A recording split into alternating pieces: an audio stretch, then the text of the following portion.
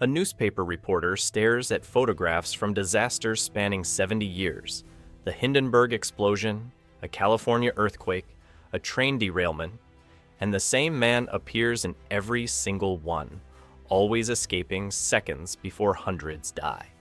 Thrill Seekers aired once on UPN in October 1999, a made-for-TV movie about time travelers who visit historical disasters for entertainment, documenting tragedy without helping victims. Critics ignored it. You've got no radar and no radio. Audiences forgot it immediately. The concept seemed absurd. Who would pay to watch people die? 25 years later, we all do it. Every day. We scroll through tragedy footage on our phones, watching accidents and disasters unfold in real time, consuming other people's worst moments as content. The film predicted our future with disturbing accuracy, and nobody noticed because it was just a cheap TV movie that disappeared after one broadcast. This is how a forgotten thriller saw exactly what we'd become, and why that makes it more terrifying now than it ever was in 1999. UPN was a dying network in 1999, barely clinging to relevance against NBC, ABC, and CBS. They couldn't afford original dramas or big-name stars, so they filled airtime with cheap made-for-TV movies that cost almost nothing and attracted almost nobody. Thrill Seekers had a 2-week shooting schedule and a budget that wouldn't cover catering on a real film. The network needed content to fill a Sunday night slot in October, and this time, travel thriller about disaster tourists fit the bill.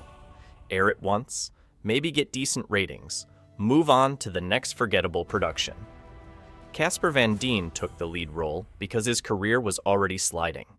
He'd been the star of Starship Troopers 2 years earlier, but Hollywood had moved on.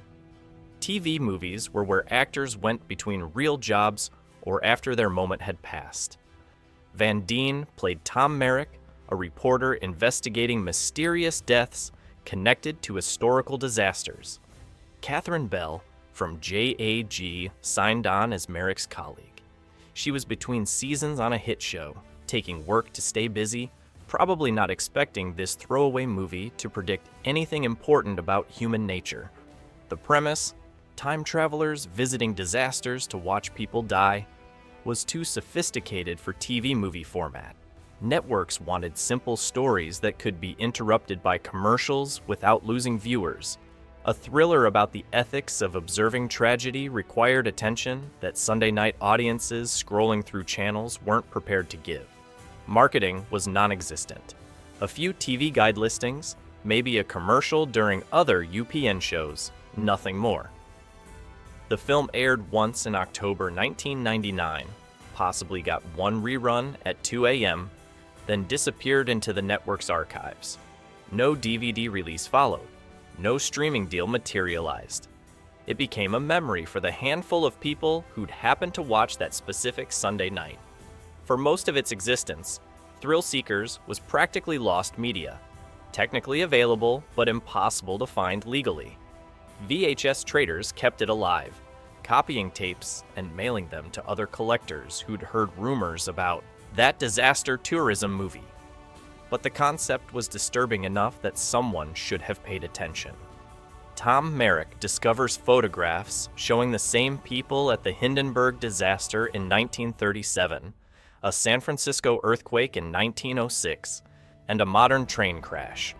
They're not aging, they're not victims.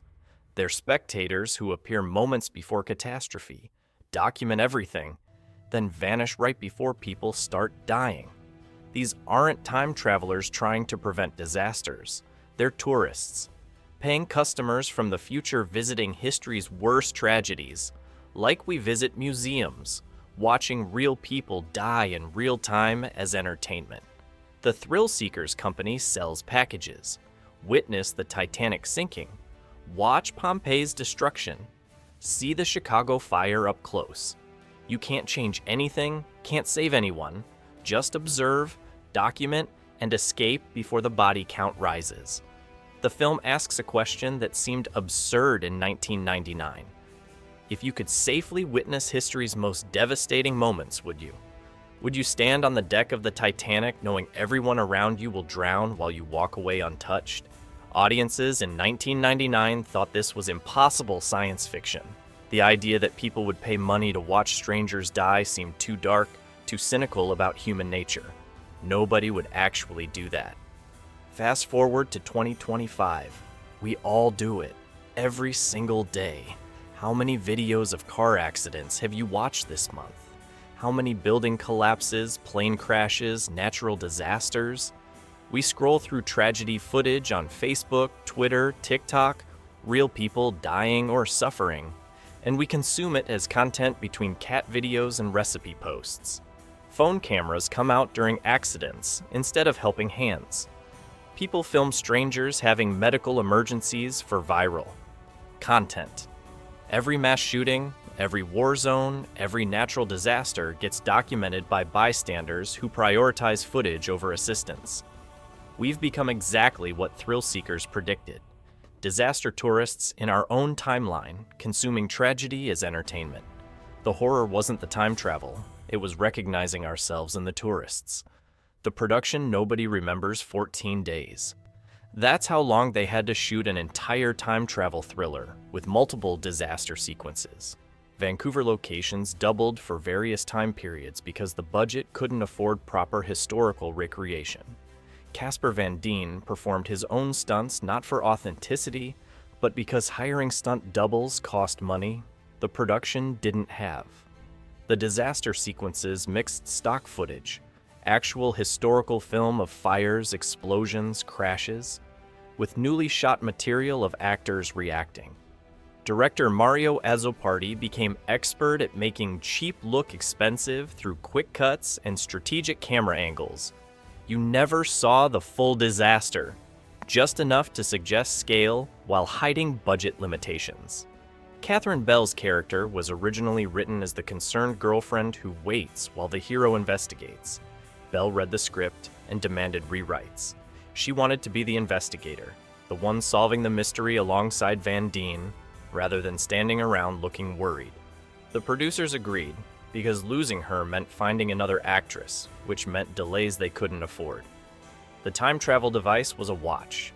The simplest, cheapest special effect possible, actors pressing buttons on wristwatches, then a brief flash of light created through practical photography tricks. No elaborate CGI portals, no expensive visual effects sequences. Just a watch and a flash, which somehow made it feel more real than expensive effects might have. The time portal effects that did exist looked dated within months. Early CGI ripple effects that were cutting edge for TV movies in 1999 aged worse than practical effects would have. But TV movie schedules didn't allow for careful effects work. You shot fast, edited faster, and moved on to the next project. Safety standards for TV productions were looser then. Real explosions, genuine stunts, actors in actual danger during action sequences because insurance and oversight didn't match theatrical film standards. The commitment everyone brought to material they knew would air once and disappear gave thrill seekers an intensity that bigger budget productions sometimes lack. Nobody expected this movie to matter. They were just filling airtime, cashing paychecks, moving on. The fact that it accidentally predicted our future was pure coincidence. The message nobody heard. The film's central question haunts more now than it did then. If you witness tragedy without helping, are you participating in evil? Tom Merrick confronts the time travelers with this exact dilemma. They argue they're just observing history, not causing it. The disasters would happen whether they're present or not. They're not changing outcomes, just documenting events for their own experience. By their logic, they're innocent, passive witnesses to inevitable catastrophe. But the film suggests otherwise. Their presence, their cameras, their entertainment extracted from real death, it's vampiric even if they touch nothing. They're profiting from suffering, turning human tragedy into spectacle for profit and personal thrill. The fact that victims don't know they're being watched doesn't make it less obscene. In 1999, This seemed like philosophical debate about impossible scenarios. Viewers could dismiss it because time travel wasn't real. The ethical question felt theoretical, something to consider but never actually face. We face it every day now. Every time you watch dashboard camera footage of a fatal accident, you're the thrill seeker. Every war video you scroll past, every building collapse you watch unfold, every tragedy turned into viral content. You're the tourist standing at the disaster, documenting instead of helping, consuming death as entertainment. The film understood something about human nature that we weren't ready to admit. Given the opportunity to witness tragedy safely, most people will choose to watch. The technology changed. We don't need time machines, just smartphones, but the impulse was always there. Thrill Seekers wasn't warning about time travel. It was warning about us. The cult rediscovery Thrill Seekers vanished after that single UPN broadcast like it had never existed. No reruns, no DVD announcement, no mention in TV Guide's upcoming releases. For years, the only proof it had aired at all was a handful of people asking on early internet forums, "Does anyone remember a movie about time, travelers, watching disasters?" VHS traders kept it alive through the early 2000s. Someone had recorded it off television, made copies for friends, who made copies for their friends. Grainy third-generation tapes.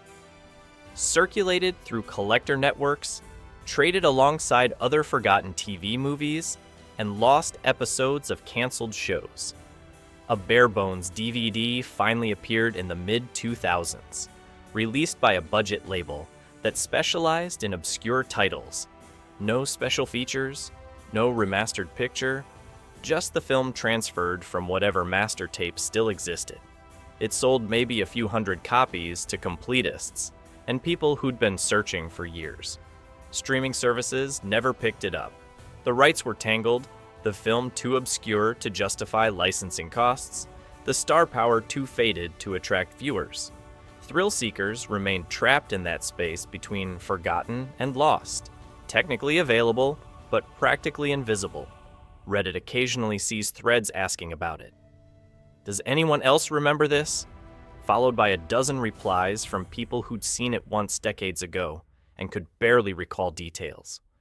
YouTube has clips, degraded VHS transfers uploaded by collectors, but finding the complete film legally remains nearly impossible. The few people who remember it don't necessarily think it's great filmmaking. They remember the concept, the disturbing premise that stuck with them longer than the execution deserved. Sometimes obscurity makes things more intriguing than quality ever could. Why this matters. Thrill seekers predicted disaster voyeurism 25 years before smartphones turned us all into spectators of tragedy. The film asked if witnessing suffering without helping makes you complicit, and we've answered that question by pulling out our phones instead of calling for help. Every accident filmed and posted online, every tragedy consumed as content, every viral disaster video proves the movie was right about human nature. The time travel was fiction. The impulse to watch people suffer from a safe distance was prophecy. We've become the tourists the film warned about, just without needing a time machine. We scroll through other people's worst moments during our lunch breaks, consuming real death and suffering between advertisements and birthday announcements. The ethical horror that seemed impossible in 1999 is just Tuesday in 2025. The film was dismissed as cheap TV movie with absurd premise. Turned out the only absurd part was thinking we'd need time travel to become disaster tourists. We managed it just fine with the technology we already had. Have you seen Thrill Seekers? Does the concept feel more disturbing now than it would have 25 years ago? And be honest, if you could safely travel back to witness a historical disaster, knowing you couldn't change anything, would you? Drop your answer in the comments. No judgment.